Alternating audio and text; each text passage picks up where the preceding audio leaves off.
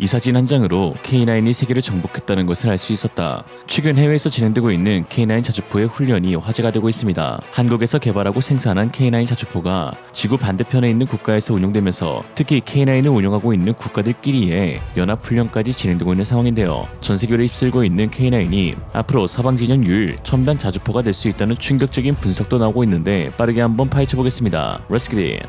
지난 10일 폴란드 육군은 에스토니아와의 연합훈련 사진을 공개했습니다. 단순한 연합훈련이 아닌 폴란드와 에스토니아가 운용하고 있는 K9 자주포로 진행된 훈련이었는데요. 폴란드 16기계화 사단의 마수리아 제1포병여단과 에스토니아 제4포병연대는 각각 한국으로부터 도입한 K9을 가져와 실제 사격까지 진행하면서 K9 향후회를 성공적으로 마쳤습니다. 모르긴 몰라도 화력 하나는 끝내주는 향후회, 특히 공개된 사진을 통해 폴란드와 에스토니아 포병들의 K9에 대한 애정도 엿볼 수 있었는데요. 청록색 군복을 입은 폴란드 군인들이 K9의 K를 만들었고 밝은 녹색의 군복을 입은 에스토니아 군인들이 K9의 9을 만들어서 오늘 연합훈련이 오직 K9 하나만을 위한 자리였음을 밝혔습니다. 한국과 8,000km 떨어져 있는 두 국가에서 한국의 K9을 가지고 함께 K9만을 위한 훈련을 한다는 것이 상당히 이례적인데 사실 K9의 경우 전 세계 10개국에서 운용되고 있으며 특히 10개국 가운데 6개국이 나토 회원국일 정도로 많은 사랑을 받고 있습니다. 최근에는 또 다른 나토 회원국인 로마니아와 1.4조 원의 계약을 체결했는데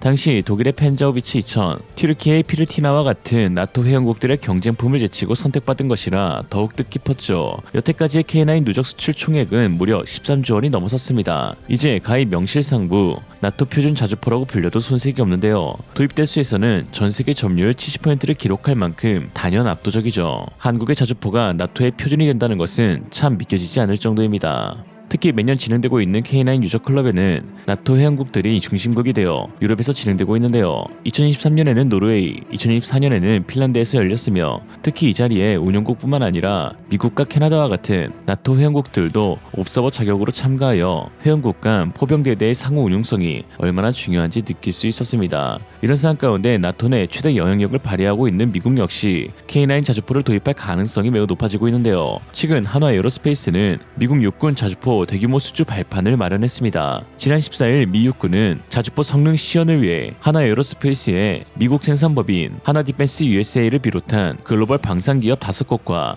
약 400만 달러, 54억 규모의 계약을 체결했다고 발표했습니다. 이 계약은 11월부터 진행되는 각사의 자주포 실증 테스트를 위한 것인데요. 한화 에어로스페이스뿐만 아니라 미국 아메리칸 라이멘탈 비이클스, BAE 보프로스, 독일 GDLS, 이스라엘 LB 시스템즈 등 4개사가 후보에 포함되었습니다. 연내 성능 시연이 마무리되는 대로 중단된 미국 자주포 현대화 사업에 간격을 메꿀 해외의 자주포가 선정될 예정이죠. 특히 K9 자주포의 경우 다른 한국산 무기체계와 달리 성능뿐만 아니라 정치 외교적 측면에서도 미국 수출 시 상당히 강점이 있는데요. 바로 나토 회원국들이 가장 많이 운용하고 있는 자주포이기 때문입니다. 특히 최근 미국 해병대가 개최하는 버마체이스 24 훈련에서 노르웨이군은 사상 처음으로 K9 비다르를 미국까지 수송하여 직접 훈련에 투입, K9 자주포의 성능을 해외 동맹국들 앞에서 선보였습니다. 버마체이스는 미 해병대가 주도하는 연례 다자간 훈련으로 북대서양 조약기구 동맹국과 함께 지상 및 공중 화력, 보병 전술 및 해군 포격의 통합에 대한 훈련을 진행하는데 노스캐롤라이나주 캠프 르전에서 진행되며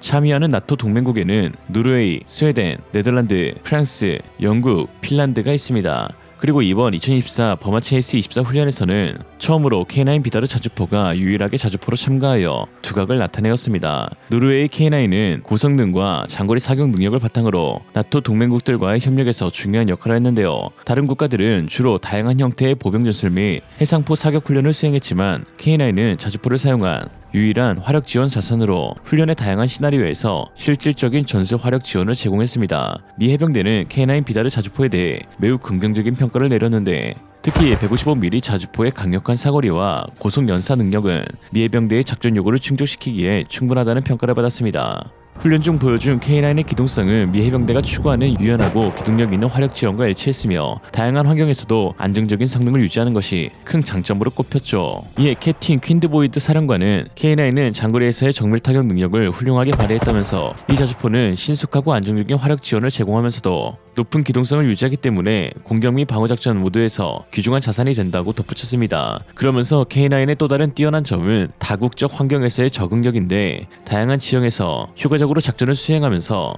연합군의 목표 달성에 크게 기여하며 단순한 지원치기를 넘어 우리 부대가 빠르고 효과적으로 대응할 수 있도록 돕는 전력 증강 자산이라고 평가했습니다. Camp Lejeune Marines with the 2nd Marine Expeditionary Force welcomed Finland, France, Sweden, Norway, the United Kingdom, and the Netherlands for their Burmese chase training. On your side's Claire Curry joins us live from Camp Lejeune tonight with more on the exercise and what it's like working with our European partners. Claire.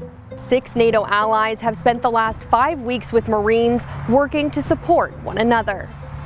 When your guys come over to Norway for the winter training, for your guys to come over to us and be able to trust us as the instructors to survive in wintertime, and for us to come over here and do live fire exercise with live rounds with the Americans, with the allies. Using 81mm mortars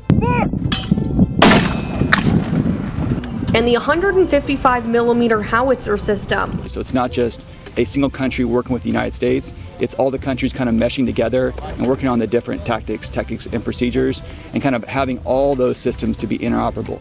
Commander Bård Carlson and his men are here from Norway. He says the training is important to see what their strengths and weaknesses are together. It's also important for the different countries to learn something from one another. This allows them to have a tight cooperation. It's a swap. You guys have more warm climate than we have, so you have something to teach us there, and then again we have something to teach you guys regarding cold weather operations. So we meet together more than many times during the year. So for me personally, it's a bit like coming back home, being together with 2nd Anglico and 10th Marines here, because we have such a tight, good cooperation. 노르웨이 포병이 K9 저주포를 통해서 멋지게 훈련을 진행하는 동안 뒤에서 부러움의 시선으로 바라보고 있는 미 해병대의 모습이 포착되었는데요.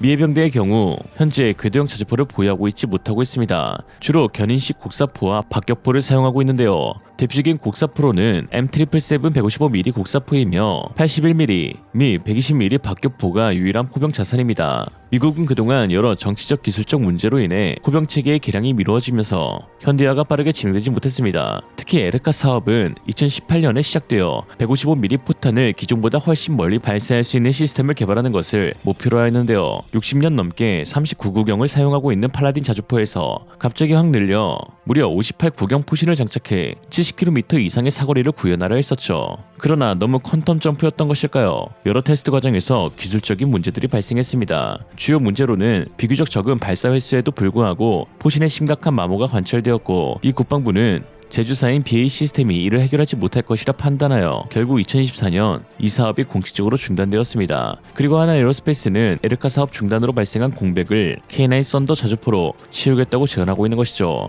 특히 미국이 개발한 사거리 연장탄인 엑스칼리버를 노르웨이군이 운영하고 있는 K9 비다르로 시연하는 테스트가 성공적으로 진행된 점도 K9의 미국 진출 가능성을 높여주고 있습니다. K9에서 발사된 엑스칼리버는 지점 폭발 모드에서 1m 미만의 CEP로 목표물을 파괴했고, 다른 하나는 폭발 높이 모드에서 목표물을 불과 5m 높이에서 폭발하여 파괴했습니다. 물론 미국이 엑스칼리버를 노르웨이군에 수출하기 위해서인 측면도 있었지만 나토 표준 자주포로 자리 잡은 K9이기에 나토 최대 지분을 갖고 있는 미국이 관심을 갖는 것도 전혀 이상한 일이 아닙니다. 미국의 나토 내 지분은 예산 지원 분야에서 22%를 차지하고 있으며 이는 나토 회원국 중 가장 큰 비율입니다. 군사적 기여는 비교할 수도 없을 만큼 압도적인 역할을 하죠. 즉 나토에서 자주 쓰는 무기는 무엇보다도 곧 미국과의 호환성이 가장 중요하다고 할 수 있습니다. 그리고 여기서 한국의 K9 자주포가 가장 높은 호환성을 지니고 있는 것이죠. 한국은 나토는 아니어도 나토의 주요 방산 무기 셀링 국가로 자리 잡았습니다. 다행인 것은 미국 역시 한국을